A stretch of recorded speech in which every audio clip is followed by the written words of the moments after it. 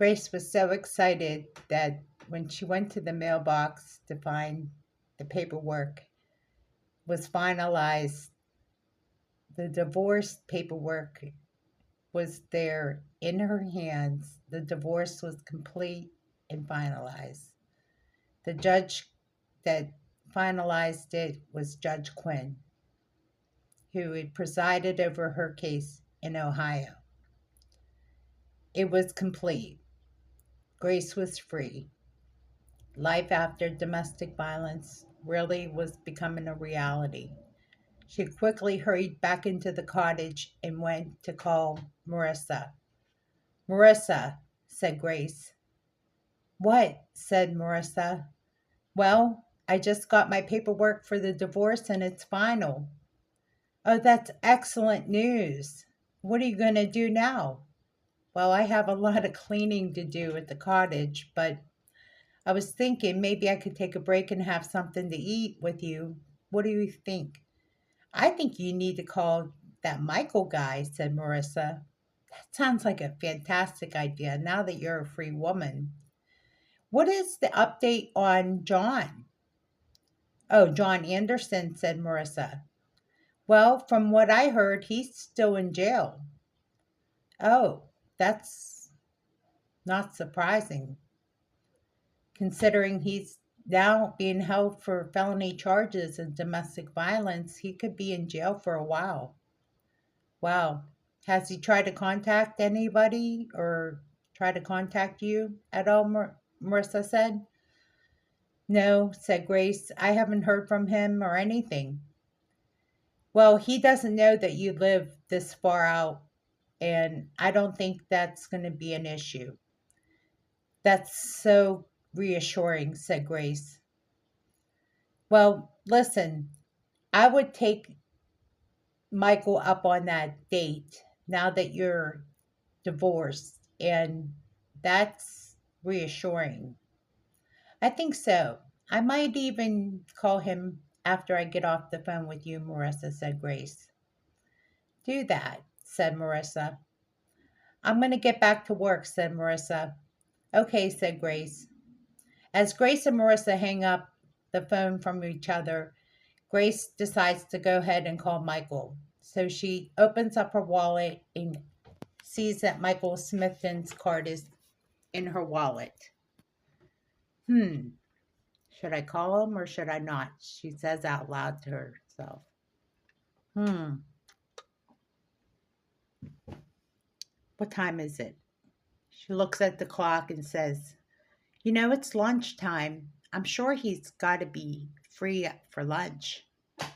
I'm going to call him anyway, says Grace to herself. So she calls him. Hello, Michael, said Grace. Yes, this is Michael Smithon. Is this who I think it is? Grace? Yes. How did you know? I could tell from your voice, said Michael. Wow, it's been a while. How are you doing?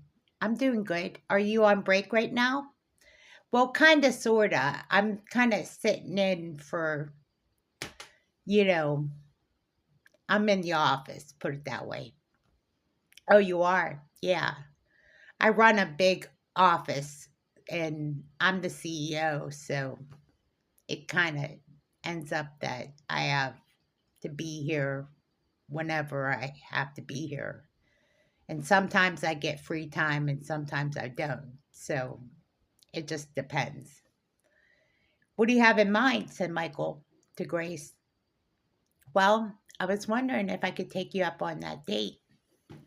Oh, yeah? Is there a special reason or special occasion? Said Michael. Well, my divorce is final.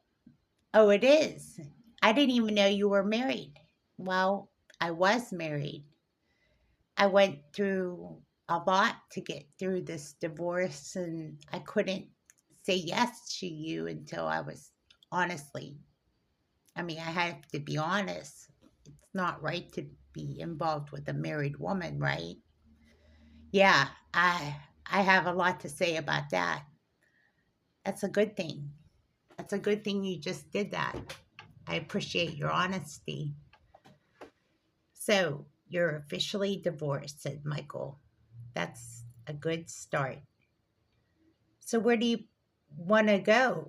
Do you have any special plans or special options that you can think of? I don't know my way around here, said Grace. I'm from Ohio, and you know I'm new around here, so you're the one that has to pick the place. We can always go to the pizza pub. I mean, that's one start. I know I'm hungry, said Michael. Are you? Yes, I'm hungry. Well, listen, I am covering for somebody right now, but I might have to make it for a little bit later. How about 1 o'clock? 1 o'clock's not that late. That'd be perfect time, said Grace. Well, let's make it for 1 o'clock. Okay, we'll meet at the pizza pub. Plus, I'm good friends with Johnny Knox. I like to go to the green with him, golf, and do random things with him. And his fiancee, Vanessa's a good girl. So I'd like you to get to know her too. She's a splendid person. So we'll be there at 1 o'clock and we'll meet in front or meet at a table, said Grace. Why don't we just Why don't you do this? Said Michael. Pick a table that you feel most comfortable with, and I'll just have Johnny point you out. And I think I know what you look like pretty much. It hasn't been that long. And I'll find you. Okay? 1 o'clock it is, said Michael.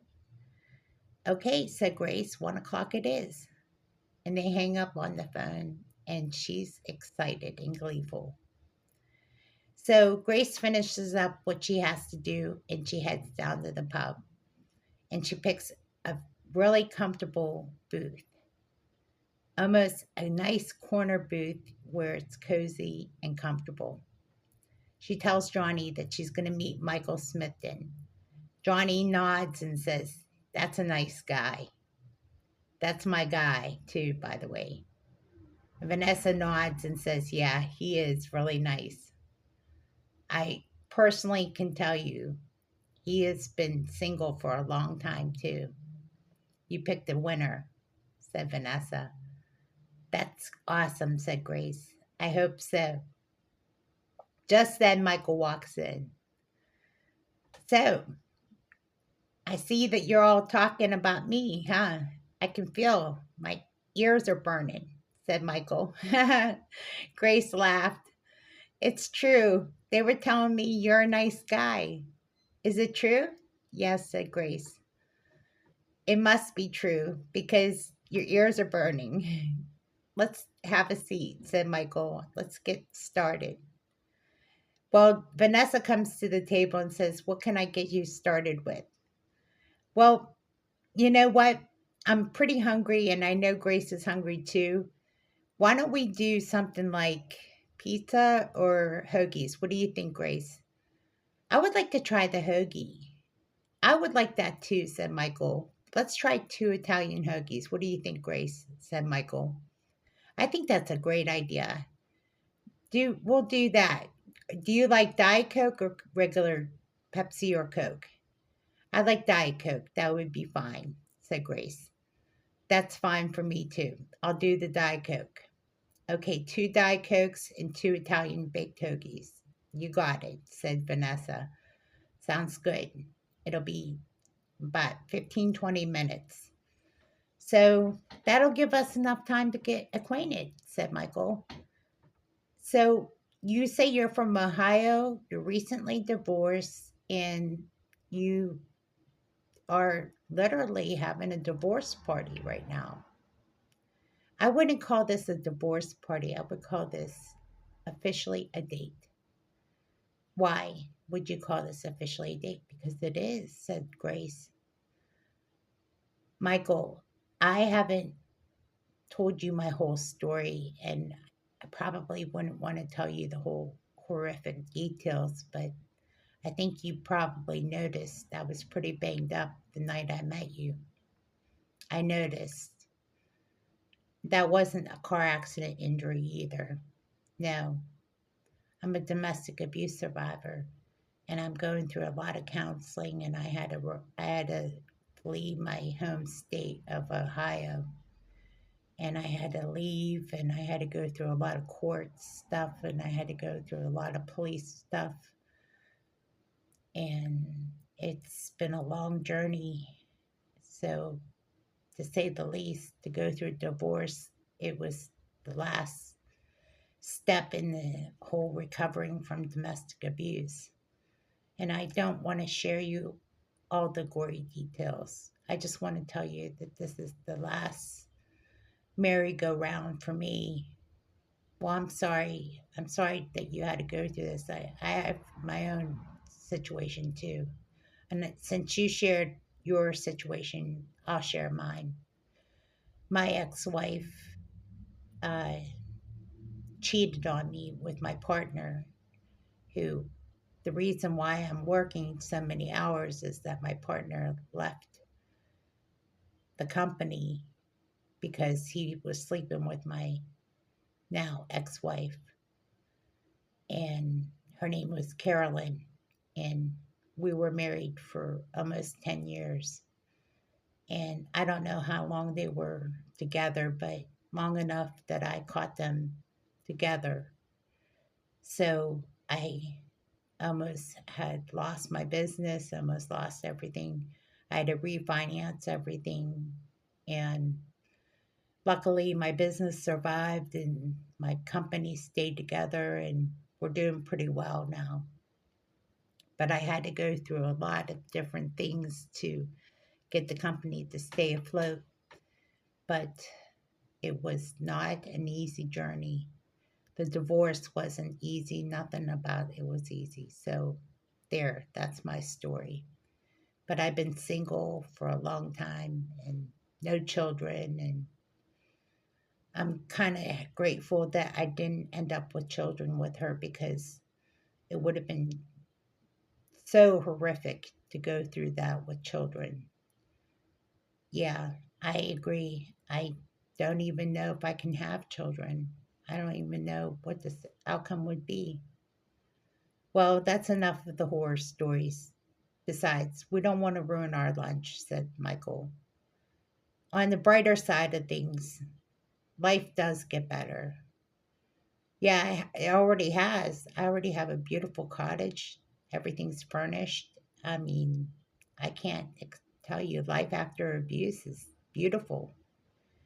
You don't say, said Michael. Yeah, it really is. It is much better. Well, I'm really glad to see that you're changed by this experience. So, what do you think we can do after lunch? Well, I'm pretty much done for the rest of the day at my job. I don't have to go back to work. Usually, I do most of my work in the morning, said Michael. I have Vanessa Roberts who does most of the management stuff when I'm not in the office. So I usually let my employees do most of the legwork. Besides, it's an off day. Today's Wednesday. Usually Thursday is my important day. That's when I do my reports. So I can't usually take off on Thursdays, but today's is easy day for me. Do you feel like doing anything tonight or the rest of the day? Sure. And then Vanessa comes up with their lunch and they get to sit down and finish their hoagies and enjoy the rest of the lunch as they continue to talk over their hoagie. I really enjoy this hoagie. This is so good, said Grace. Michael, this was a good choice. It really was. I'm glad we chose correctly. So, what do you think? We're ready to go? Yeah, I can't finish this, said Grace. This is too much. Can we pack it up to go, Vanessa? Sure can. Here's your bill, and all you have to do is just pay me and I'll cash you out. Okay, sounds good. So Michael pays the bill and tips Vanessa and says, That's it, Vanessa. Good work. Oh, thank you for the tip, said Vanessa. No problem. As Michael and Vanessa and Grace say their goodbyes, Johnny high fives Michael and says, "Hey, it's always good seeing you, Johnny." "It is always good seeing you, Michael. We're going to hit the green soon. I can't wait," said Johnny. As they head out the door, Grace and Michael had enjoyed a wonderful first date. "This was a great date, I have to tell you," said Michael. "I haven't enjoyed myself in a long time." "I agree. Let's continue," said Michael. I have a great idea. I'd like to invite you to my cottage. I want you to see how well decorated it is. Is that is that the next step? We're going to the cottage?" "That's huge," said Michael. Usually that's usually a second date. Well, this is like the second date. I mean, this is first part of the second date. Okay, let's do it. So they head up to Grace's cottage. He says, "Wow, this is beautiful." As they walk up the steps, he says, "This is a gorgeous cottage." "You haven't even come inside yet," said Grace. "Well, let me in." "Okay," said Grace. "Welcome to my cottage," said Grace. As Michael and Grace entered into the cottage, he was just astounded how well decorated it was. "They took care of you this well," said Michael. "Yes." And he notices the telescope. "Oh, Grace, that's an awesome telescope. Do you stargaze?" "I do," said Grace. "You feel like stargazing tonight?" "Oh, I would love that." "How late is too late for you?" "Well, it just depends on you." "Well, we could have dinner tonight and we could probably order out or cook or something like that. I'm all game for that." "You're going to spend the rest of the day with me?" said Grace. "It's okay by you, I will. We can talk. We can talk about anything. You can show me around. You can tell me your story. You can do whatever." So, as Grace and Michael spent the rest of the afternoon and into the evening talking, they shared about their stories about growing up, their different stories about family, their hopes and dreams.